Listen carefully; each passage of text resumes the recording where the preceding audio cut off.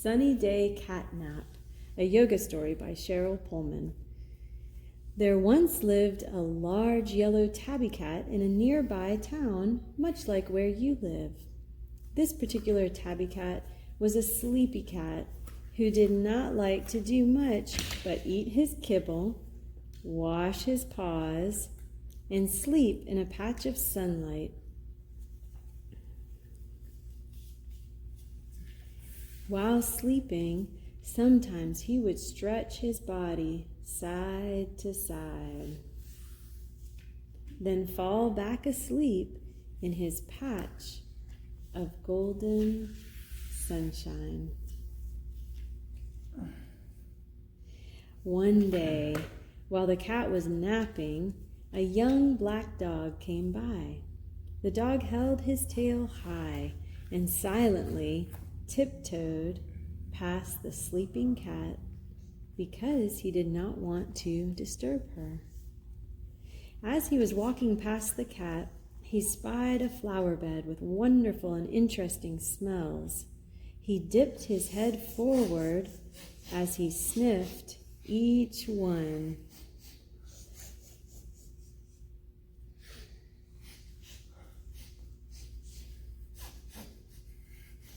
After all that tiptoeing and sniffing, he grew a little tired, and the black dog sat down for a moment to rest. And that is when he noticed a beautiful spotted purple butterfly. The butterfly did not notice the dog. He just gathered nectar from the flowers while using his lovely, delicate wings to glide from one flower to the next. Then the dog saw something else that caught his attention. From under a leaf of one of the flowers crouched a small, shiny green frog. The little frog jumped up, surprising the butterfly and the dog. The frog was so excited to meet a new friend, and he would have remained hopping about and visiting with the black dog, but just then a fat white duck waddled by with her babies. There were 6 of them lined up in a neat row behind her. The duck family waddled right past the green frog and the black dog. They never even stopped to say hello because they were on their way to the pond for a swimming lesson. Once the ducklings arrived at the edge of the pond, they filed into the water one at a time. The young ducklings took to swimming like a duck to water. They bobbed under the water and then shook the water off their head and their tiny little duck wings. They were simply enjoying the cool pond on a warm day. Just as the ducks prepared to leave the river, a green garden snake slithered out in front of them. He did not like water at all, and he asked the ducks where he could find a nice patch of sun to warm himself. Mother Duck told him she didn't know, but he could ask the black dog. When the dog saw the little green snake, he was surprised and a little afraid. He took a big step forward to get further away. The black dog didn't know the little snake only wanted to ask him a question. Then the dog heard the snake call to him in a friendly hiss. He sounded like a polite little snake, and the dog really was curious about what the snake wanted, so he took a step toward the snake.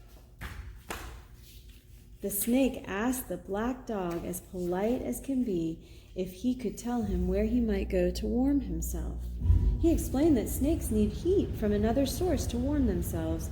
The little snake asked the dog to direct him to a nice warm stone or a patch of sunlight. The dog did not know. He was always running around and never felt cold. Then he remembered the tabby cat, and he told the little snake to ask her. So the little snake continued on his way, slithering through tall grass until he came to the tabby cat. Before long, the tabby cat saw the little snake slithering and approaching.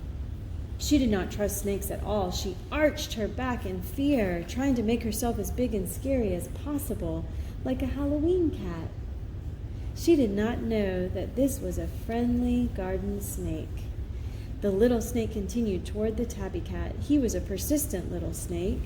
As he slithered close enough for her to hear, he started to ask his question, but the scaredy cat ran and climbed up the nearest tree to safety. The tabby cat perched on the first branch she came to. But after settling in, she decided this branch was too low, so she climbed higher up the tree to the next branch. The little snake was cold and remained persistent. He did not give up easily. From the bottom of the tree, he called out to the tabby cat. He explained that he only wanted to find a warm, sunny patch to warm his little snake body.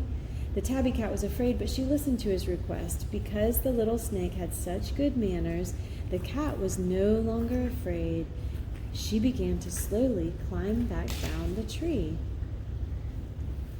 Once at the bottom of the tree, she looked into his face.